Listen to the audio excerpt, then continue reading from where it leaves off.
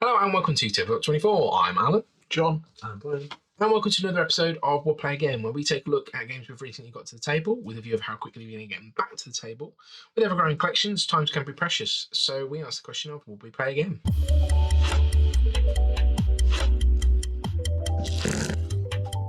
Today we have First Rat from Pegasus Spiel. We are rats trying to launch our rocket into space to get the moon cheese. In this race game, we are going to be moving our rats. Turns are very simple.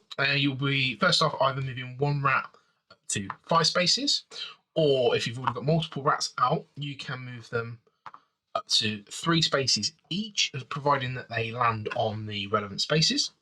You will then be gaining the benefits, so cheese, items that we're going to be using to construct our rocket, our light bulbs, which will push our light bulb marker along, or apples, which will push our other rats around our burrows to gain us some benefits, or additional rats from a nursery, or help us to score points. And if we've got our light bulb marker out and we're past where we're collecting, we can also gain some additional benefits. If we were to end our movement on one of the 3 shocks, we would also then get to either purchase one of these power-ups for a cheese cost, or we can be a little bit sneaky and we can steal something with a view that we will be going back to our burrow. So risk-reward sort of mechanic there. Eventually, we will hopefully get one of our rats into the rocket, and then we can also either contribute to the food store by donating 10 cheese, or contributing our items to build parts of the rocket. When we do that, we will be placing one of our scoring cubes on the relevant track on the furthest left to score the most points. And the game keeps going around in turn until one player gets either all 4 of their rats into the rocket, or have placed 8 of their score cubes, at which point the game end is triggered, and we get about 1 more round after that.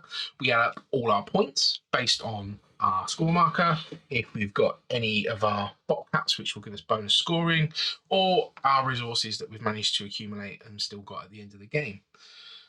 That, in a nutshell, is our rules overview. Rats in space. Who knew? I think everything on this board and in the game, the cheese, the vinegar, the calculators, the rats, the little mice, the bulbs, the comics, it all contributes really nicely to the overall feel of the game. There's nothing that feels jarring, left out, or pushed in or squeezed in. Yeah, it's nice and self-consistent, isn't it? As a theme, it all yeah, together. Everything works really well. I mean, and there's a lot to be going on and quite a busy board with it, but I feel it's very good in its theme. I mean, it could be hippopotamuses going to the moon, but overall, it is perfect. They wouldn't want the moon cheese. No, that is true. This is true. So, like Jen said, who knew? It's not a theme that I think any of us would have thought, oh, that's what we want, but the theme sort of is there, and it's nice. In an ever-growing world of board games, there are going to be niches of themes and stuff, and there might be a great big rush for rats in space games. You never know, but it's something. I'm not going to say it's fresh, but it's not been broached in the board game world before. Given that you get lots of things that is spices or trading or other things, I think it works really well. That it's something that's not been made before. No, and it puts its theme on there. I mean, like you say, you could be a different theme, but everything in the game speaks to that theme. Like you're collecting rubbish or bits and pieces that are left over to help build your rocket. You're collecting obviously your cheese that are going to be looking for their cheese. The apple cores, so they're scavenging. It just represents that theme in a nice way. So you've got this junkyard where the rats are running rife. So it's all just that little bit. You're not going to get deeply thematic into this. You're not going to think you are a rat going to the moon, but it's just enough, I think, to add a flavour. It puts a smile on your face, doesn't it? Really. Yeah, it's cute. Yeah. But it's cute without being really sickly cute. It hits the nail on the head. Even things like your backpack, especially a matchbox that you strap onto your back, which is quite nice. Yeah, and it's bottle caps that you've picked up, energy drinks that you've picked up, and stuff like that. There's just the themes in there, and everything has contributed to that theme, but the theme itself isn't. It's not ramming it down your throat, is No. it? It's just nice in that sense. I mean, even within the gameplay, the light bulbs they create a nice path that leads you through, lights your way through the path to create the rocket. I mean, it all fits. It all does fit really nicely. Yeah. So with that in mind, obviously looking at the mechanics, we've got run through our rules overview, which we don't go into too much detail, but the mechanics are really nice. You're doing 4 things in your turn, and you're having to do each of those 4 things, and it's just elegant in the way it executes it. That the push pull of, well, do I want to move two rats to that, or do I want to push one rat as far as I can round the board? You kind of the clever thing about this, the key mechanic here is you have to stay on the same colour. You have to end on the same colour. So if you're trying to move, get to the blue, for example, you probably can't do it with both rats at once. No. We can't in this case because that can't reach there in three goes. So you've got to have just the one. So that's it gets harder the more rats you have on the board as well. So you have to think a bit carefully about what you're doing and how you're going to do it. Yeah. But once if you've got all 4 of your rats out, sometimes you can chain together a big movement with some of your bonuses, and you're collecting 10 resources. And every time to move, you gain resources for that move, don't you? Yeah. So it's got that there. But with that sort of being said, it's really elegant mechanically. We've got a whimsical sort of theme that you wouldn't expect. So I really struggle with, where does this sit? And I think it's trying to be a family game. Pegasus Spiel are very good at doing their family games. And I think it's trying to be a family game, but I think there's a lot of decision points. If you wanted to, I think an adult versus a child, an adult can see a lot more of the decision points than a child might be able to. Whereas on the flip side, if you were playing this as a gamer game, I think it's because it's got that sort of cartoony feel of rats in space, and it's a little bit silly in that sense. People might get put off for that, and I think it's really going to hit with some people, and it has hit. And obviously, this review's out a while after this has been released, and it really has hit with a lot of people. But I think it's because it's those people that want to play gamer games, if you will, and just want something a little bit softer. Or you've got those families that want to beef up the games that they're playing. It's sort of, and it sits in a really odd place that it sits on that borderline. I think teenagers is probably the best audience for this. It's a teen game. It's not quite child friendly and it's not quite gamer friendly, but it just sits in that middle, like you say, that middle ground. I'd describe this as taekwondo with rats, because the movement is you're pushing a movement, and do I need to pay cheese to go there? So there's always that push pull of maximizing your move as opposed to what do I need to give away to do it. It's quite, and then they so many things to keep an eye on. Do I steal to go back? Do I push around the burrow to get an extra rat, to get extra points, to get something that's going to level me up? Do I? Yeah, because the resource accumulation, isn't it? So the more backpacks you've got, and the more light bulbs you've got up here, the more resources you can get to get the first on the board up there to get a high level of points. So it is one of those games. It's like a point salad type.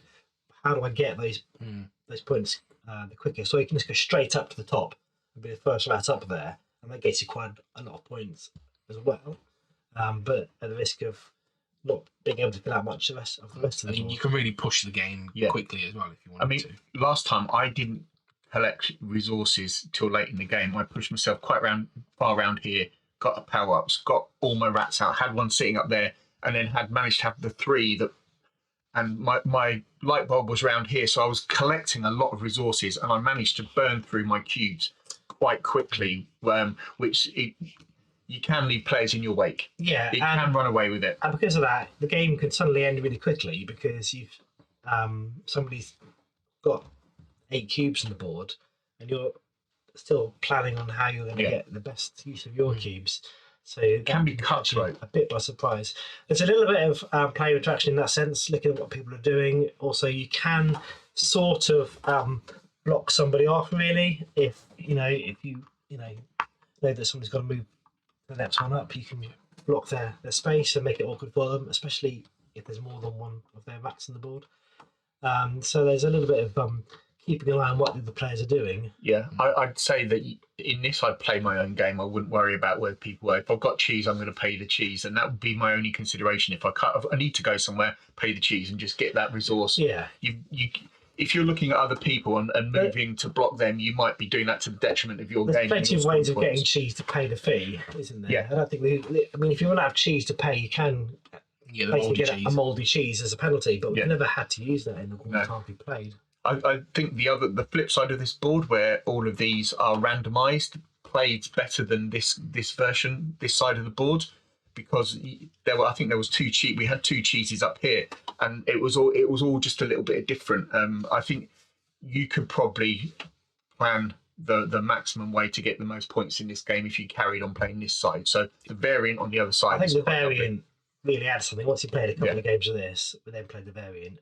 I don't think we'd ever get back to playing the main board again. Teaching side, take the Yeah. stabilizers off, play the other side. Yeah. Yeah, very much so. I think if you're very brand new to it, you want to play this side, and like John says, you could with this setup, the variability is in the bottle caps, in the backpacks, in the comics, and all of the drinks are the same. So you could look at maximising your points. Yes, these will be different.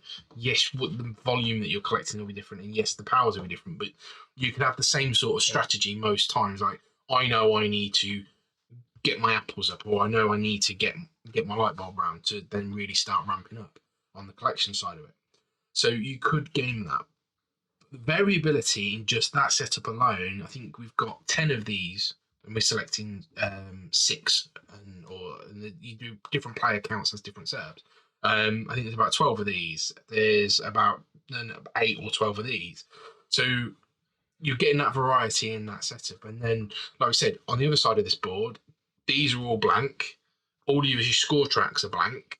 So actually, you're mixing and matching up what you're scoring. And in those games, you're prioritizing different things. Like, it might be more beneficial to donate cheese.